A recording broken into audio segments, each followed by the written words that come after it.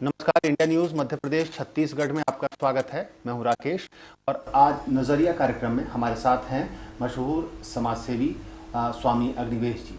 आज हम जानते हैं अग्निवेश जी का विचार। अग्निवेश जी, नजरिया कार्यक्रम में आपका स्वागत है। आज सबसे पहला सवाल हमारा है, जो आपने केजरीवाल जी को लेकर एक बयान दिया है और जो सुर्खियां बनी हुई हैं आज के अखबारों में भी और कल मीडिया में भी ये छाया हुआ था। क्या है ये आप किस हिसाब से कह सकते हैं? मैंने व्यक्तिगत रूप से अनुभव किया। केजरीवाल जी इसी मेरे कार्यालय में आते थे, मनीष सिसोदिया जी आते थे और हम सब लोगों ने मिल कर के भ्रष्टाचार विरोधी आंदोलन और लोकपाल बिल कैसा बनना चाहिए, इस सब के ऊपर काम करते थे। और उस दौरान कई मीटिंगों में मैंने उनके रवैये से दुखी होकर के प्रशांत भूषण जी से कहा कि प्रशांत जी, ये व्यक्ति अधिनायकवादी है और किसी दूसरे की चलने नहीं देता है। और केवल इतना ही नहीं है, वो अपने हिसाब से कुछ कोर कमेटी में ऐसे लोगों को शामिल करता है जो इसके लायक नहीं हैं, बल्कि वो थोड़े मसलमैन हैं, मतलब बाहुबली टाइप के हैं। और ख़ास इशारा होता था मेरा उनके जो खास हरियाणा के नवीन जय हिंद से। लेकिन स्वामी जी, आपका ये कहना कि अन्ना जिस समय बैठे हुए थे अनशन पर, तो केजरीवाल जी नहीं चाहते थे कि अनशन टूटे, चाहे उनकी जान कोई क्यों खतरा हो जाए। ये कितना सही है? ये 4 दिन का जब अनशन हुआ था तो उस समय मुझे सरकार की तरफ से बुलाया गया पहली बार, और मैं इनसे पूछ के गया अरविंद जी और अन्ना जी से कि वो बुला रहे हैं बातचीत के लिए, कपिल सिब्बल जी और हमारे सलमान खुर्शीद जी, ये सब, तो मुझे जाना चाहिए कि नहीं? बोले ज़रूर जाना चाहिए। मैं गया और लगातार आना जाना इतना अच्छा हुआ कि सब मांगे जितनी थी हमारी वो पूरी कर गए। बल्कि हमने कोशिश की कि और कुछ नहीं मांगे तो शांति भूषण जी, जो कानून के ज़्यादा जानकार हैं, उनसे पूछ करके हमने और मांगे अड़ाई, ताकि हो सकता है सरकार ना माने और हम आंदोलन को थोड़ा लंबा करें। तो चौथा दिन पूरा होने से पहले ही उन्होंने सारी मांगे एक कदम आगे बढ़ कर के स्वीकार कर ली। तो जब सारी मांगें स्वीकार हो गई तो मैंने आकर के यहीं हमारे गेट पर जंतर मंतर रोड के, तो वहाँ पर मैंने अन्ना जी से और अरविंद जी दोनों साथ बैठे थे। मैंने कहा कि अन्ना, आपकी जीत हो गई बहुत बड़ी और सरकार ने सारी मांगें मान ली। अब आप चल के स्टेज पर इतनी घोषणा कर दीजिए कि आप लिखित रूप में मिल जाएगा यही सब बातें सरकार से चिट्ठी के रूप में, तो आप अनशन तोड़ देंगे। तो अरविंद कहने लगे कि नहीं, अभी तो ये 10-15 दिन और खींच सकते हैं।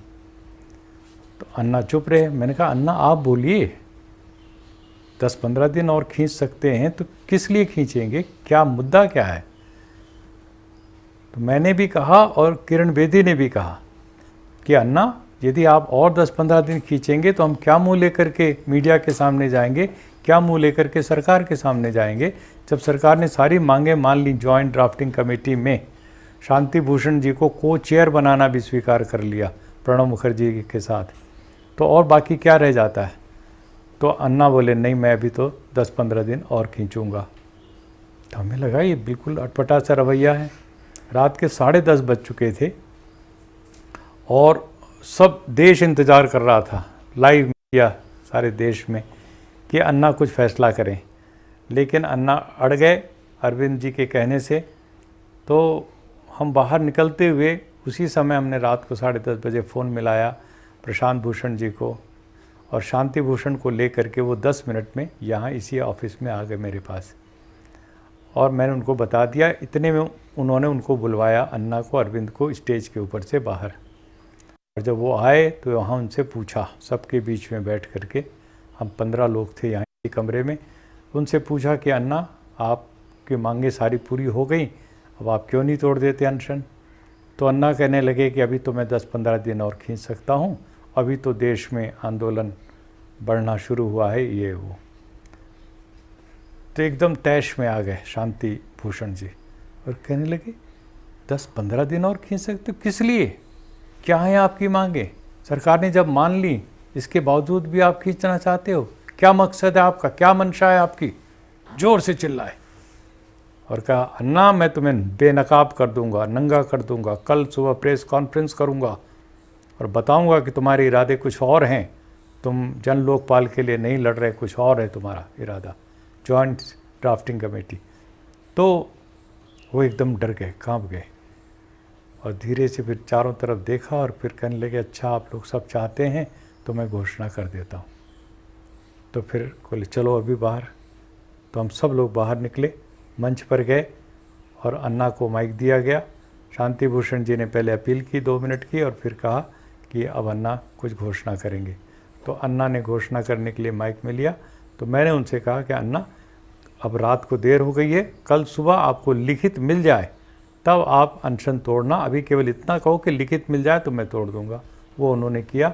अगले दिन लिखित चिट्ठी के बदले सरकार ने गैजेट नोटिफिकेशन पूरा का पूरा रातों रात तैयार करके और गैजेट नोटिफिकेशन हमें दे दिया और उसमें तारीख भी डाल दी 30 जून तक ये कार्रवाई पूरी हो जानी चाहिए जॉइंट ड्राफ्टिंग कमेटी के।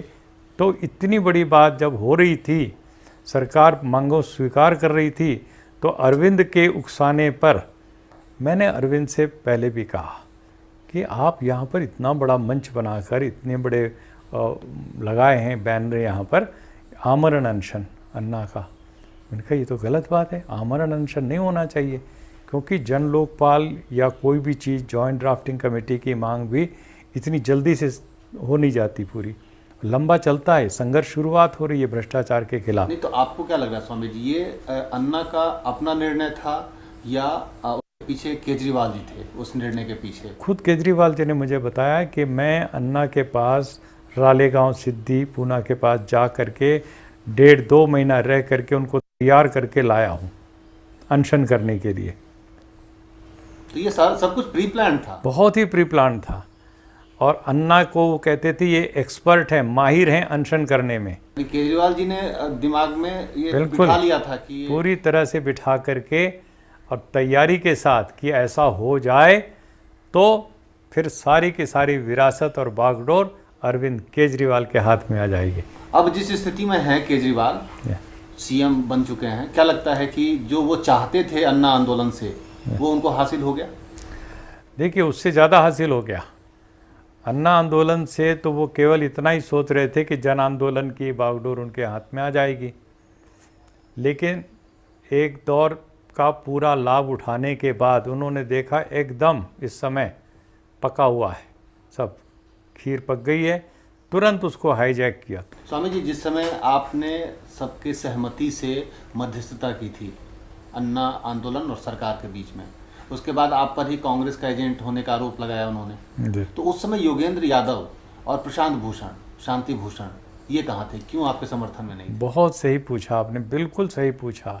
और मैंने इनसे बार बार निवेदन किया। योगेंद्र यादव तो उस समय पिक्चर में नहीं थे, लेकिन प्रशांत भूषण थे, शांति भूषण थे और तमाम दूसरे लोग थे। मैंने कहा मेरे ऊपर ही इल्ज़ाम लगाया जा रहा है कि मैं कांग्रेस का, मैं तो कांग्रेस की उतनी ही आलोचना कर रहा हूँ, डॉक्टर मनमोहन सिंह जी हों, कपिल सिब्बल हों, पूरी सरकार की भ्रष्टाचार के मुद्दों के ऊपर, और मेरे ऊपर आरोप लगा रहे हो। लेकिन मैंने कहा आप सच्चाई बोलो तो सही कि मैंने पागल हाथी कहा तो किसके लिए कहा? तो दबी जुबान में प्रशांत भूषण जी ने किसी एक चैनल में कहा था कि ये अन्ना के लिए नहीं बोल रहे हैं, अरविंद के लिए बोल रहे हैं। लेकिन मेरी बात सही है कि गलत है? तो प्रशांत भूषण ने कहा कि आप जो बोल रहे थे वो गलत था, मैं जो कह रहा था, बोल रहा था कि ये पागल हाथी हो रहा है। और पार्लियामेंट पूरी की पूरी एक दिन की नई पूरी सिटिंग करती है, extra sense of the house एक रेजोल्यूशन पास करती है जन लोकपाल के समर्थन में। प्राइम मिनिस्टर खड़े होकर के सलाम करते हैं अन्ना हजारे को, और leader of the opposition Sushma Swaraj कहती हैं कि मैं उनको पूरी तरह साधुवाद देती हूं अन्ना हजारे को। स्पीकर मीरा कुमार खड़े होकर के पूरे सदन की तरफ से और उनसे अपील करती हैं अन्ना हजारे से कि आप अनशन तोड़ दीजिए। लेकिन उसी समय जब ये लाइव पूरा चल रहा, वहाँ से अरविंद केजरीवाल का बयान आता रामलीला मैदान से कि नहीं अभी अनशन नहीं ख़त्म होगा, अभी हमारी और मांगे हैं, और मांगे हैं, नई नई मांगे ईजाद कर रहे थे वो। ये तो परमात्मा का शुक्र मानिए कि अन्ना को भी आखिरी से आखिरी दिनों में, उस दूसरी बार जब वो रामलीला मैदान में बैठे, तब उनको ये अंदाज़ लग गया कि ये अरविंद मुझे मरवाएगा। लेकिन स्वामी जी, जिस तरह से केजरीवाल हर एक को धमकी देते हैं कानूनी लड़ाई लड़ने की, आपने जो बयान दिया है, क्या आप उस पर कायम हैं? क्या उनकी तरफ से कोई संदेश आया है केजरीवाल जी की तरफ से? नहीं, मुझे कोई संदेशा नहीं आया है। अब मुझे क्या धमकी देंगे वो? मैं एक सन्यासी हूँ, एक फ़कीर हूँ, और मैंने काफ़ी करीब से देखा है।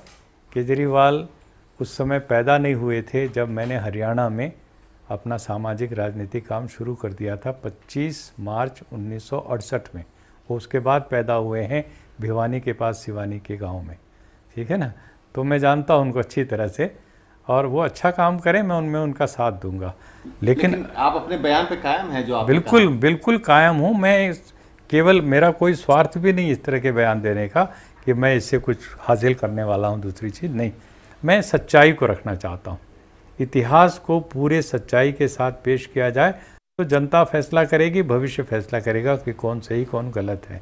और अरविंद केजरीवाल को भी स्वयं स्वीकार करना चाहिए कि स्वामी अग्निवेश जो कह रहे हैं वो सही बात है, ठीक है ना। तो यदि ऐसा करते हैं तो उनका कद ऊपर होगा, मैं समझता हूँ कि। और वो अपने अहंकार को, वो जाते हैं विपश्यना करने के लिए, क्या करके आते हो भाई? विपश्यना करने वाले का तो अहंकार ख़त्म होना चाहिए, लेकिन वहाँ भी ढोंग करते हैं विपश्यना कैंप में जा कर के।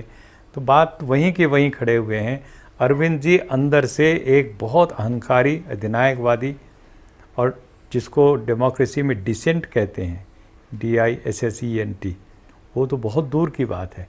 थोड़ी भी आलोचना सुनने के लिए तैयार नहीं। जब तक दूसरा कोई हो उनके समकक्ष, उसको कितना इस्तेमाल किया जा सकता है, कितना पूरा करने के बाद निचोड़ करके वो फेंक देते हैं। अन्ना के साथ ये किया, और योगेंद्र के साथ और प्रशांत भूषण के साथ, वरना ये सब लोग ना होते तो आज अरविंद वहाँ पर ना होते जहाँ पर आज वो बैठे हैं। स्वामी जी, बातचीत का ये सिलसिला जारी रहेगा। वक्त एक छोटे से ब्रेक का। ब्रेक के बाद हम फौरन हाजिर होते हैं।